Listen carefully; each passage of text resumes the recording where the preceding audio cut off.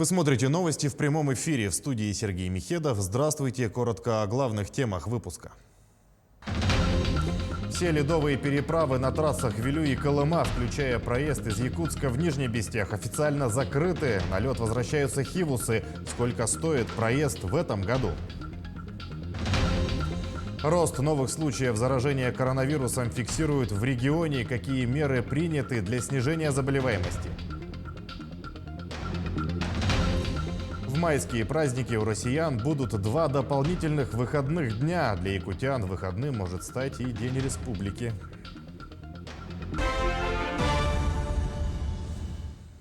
Ледовая переправа Якутск-Нижний-Бестях официально закрыта для всех видов транспорта. По информации пресс-службы управления дорог Вилюй, с 19 апреля закрыто движение по автоземнику федеральных автодорог Вилюй и Колыма.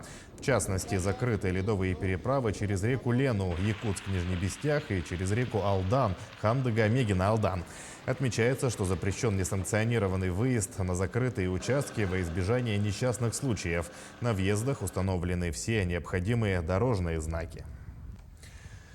В этом году ледовая переправа в столице закрылась на 4 дня позже, чем в прошлом. Сотрудники ГИМС сегодня засыпали проезды к реке. Вместе с тем через реку начали курсировать суда на воздушных подушках – хивусы. В межсезонье это не только самый быстрый, но и единственный способ добраться на тот берег. Повысились ли цены за проезд на хивусах в этом году, узнавала Ульяна Шагина. С противоположного берега едет колонна автомашин. Это те, кто успел проскочить на лед до установки запрещающего информационного знака. После ее установки единственный выход для водителей – развернуться. Другого пути нет. Напомним, нарушающим и рискующим собственной безопасностью и безопасностью своих пассажиров штрафы никто не отменял. С момента закрытия переправы, будет установлено, соответственно, средства видеофиксации, так и фотофиксации. Будет работать и административная комиссия. Стоит отметить, что штраф для частных лиц будет составлять от 3 до 5 тысяч рублей. Для должностных лиц, либо юридических лиц намного выше. Поэтому категорически рекомендую воздержаться от поездок по переправе. Сейчас вы наблюдаете, как проезжают последние машины. Больше машин, в принципе, ездить не будут. А уже люди, которые будут сейчас ехать, это на свой страх и риск. В день закрытия переправы на лед готовы выйти судно на воздушной подушке. В период межсезонья это единственный способ. Осуществляют курсирование хивусов индивидуальные предприниматели. Компания «Лена Водсервис» в этом году подготовила 25 судов. Цена за проезд осталась на уровне прошлого года и составила 1500 рублей. Если так честно сказать, мы начали 17 лет назад заниматься воздушными подушками. Тогда цена у нас была 1000 рублей.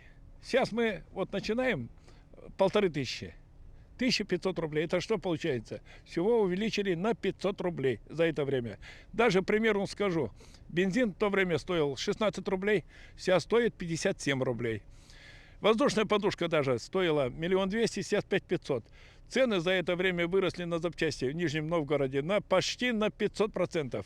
А цена наша стоит всего на 500 рублей. Понимаете? Мы же тоже людям навстречу идем. Они должны понимать, какие мы расходы несем.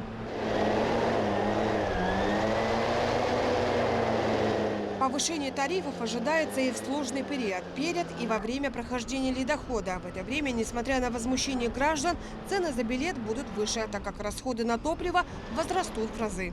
Во время сильного ледохода на помощь хивусам каждый год приходят такие аэроботы «Тайфуны». У них намного больше расход, поэтому и тарифы будут больше. Пока что цена официально не установлена, но, как говорят руководители компании, цена будет увеличена примерно на 500 рублей.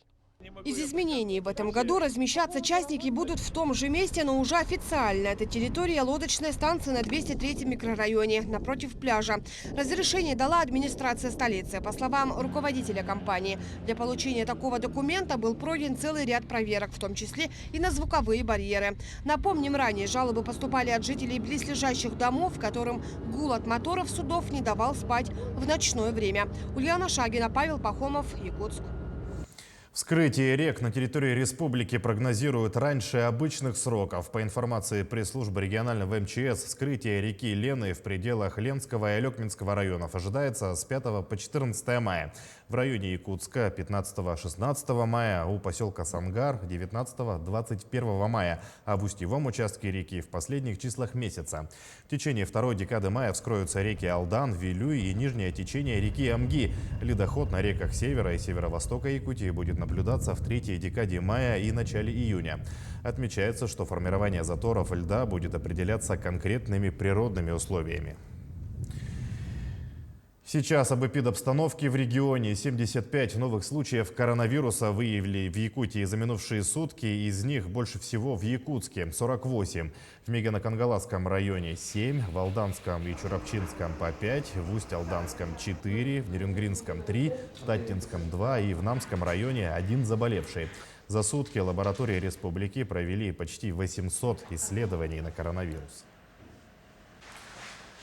Усилить работу по контролю за масочным режимом призвала замруководитель Роспотребнадзора по республике Изабелла Самойлова на брифинге по эпидситуации в регионе. Она отметила, что в настоящее время люди возвращаются из-за рубежа, в основном из Турции, где рекордный рост заболеваемости по сравнению с другими странами мира.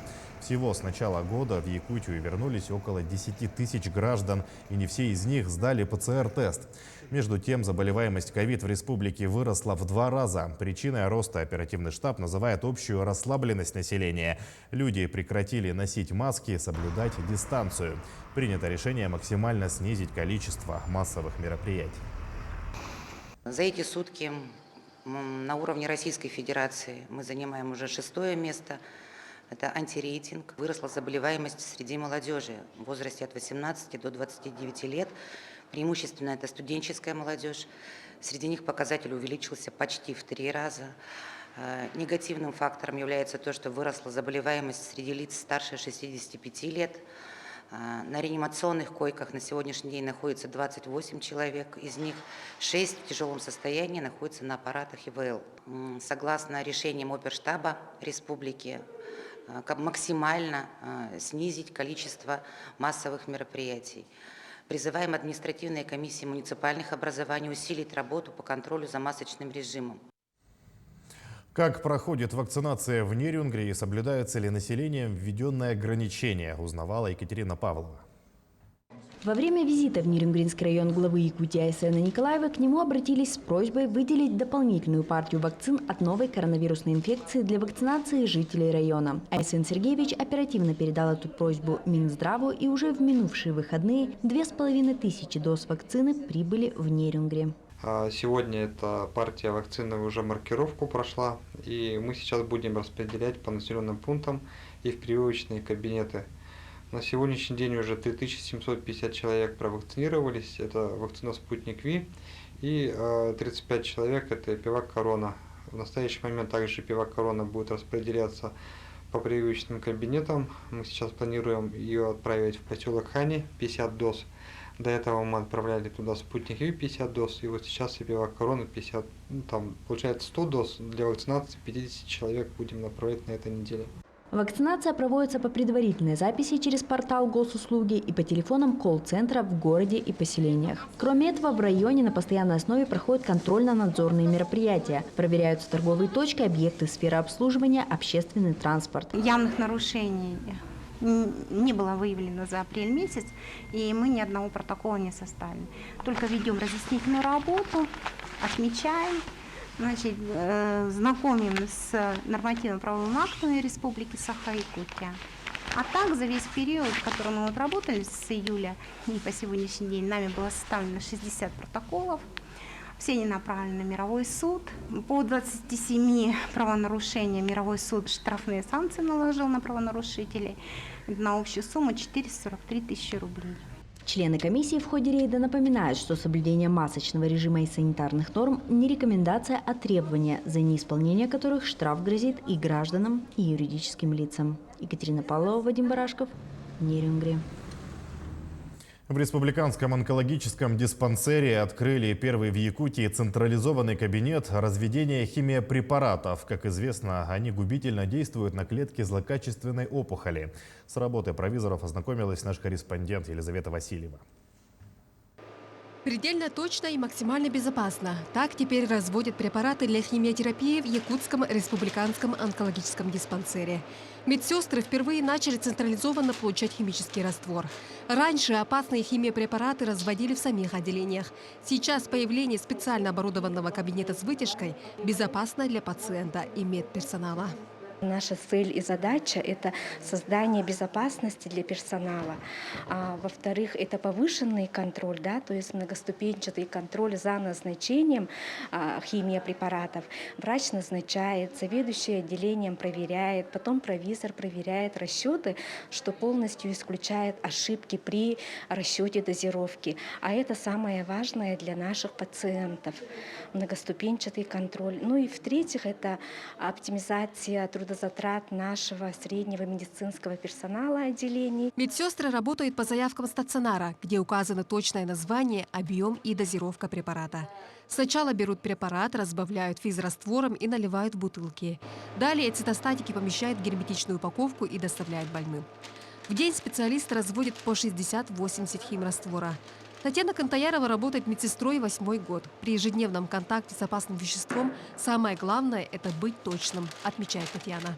Перед работой мы должны одевать медицинскую шапочку, очки, респираторы, халаты, например, фартук водонепроницаемый. И обязательно нитриловые перчатки должны быть. Обычные перчатки не идут при разведении химиопрепаратов. Кабинет оснастили ламинарной камерой и автономной вентиляцией. Благодаря вентиляции токсичные вещества не попадают в общий воздух стационара. Новое место разведения цитостатиков полностью обслуживает отделение химиотерапии, радиотерапевтическое отделение и стационар химиотерапии. Всего 140 коек и 70 посещений в день. В будущем в кабинете планируют установить оборудование для автоматического дозирования лекарств. Елизавета Васильева, Семен Семенов, Якутск.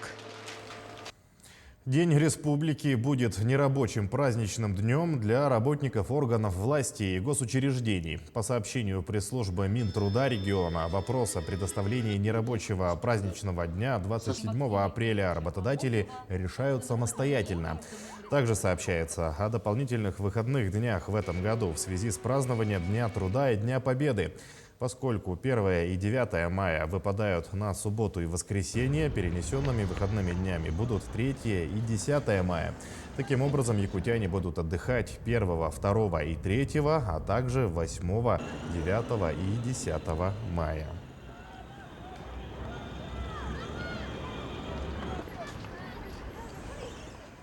К этому часу это все новости. Не забывайте о безопасности, носите маски, соблюдайте безопасную дистанцию и оставайтесь с нами.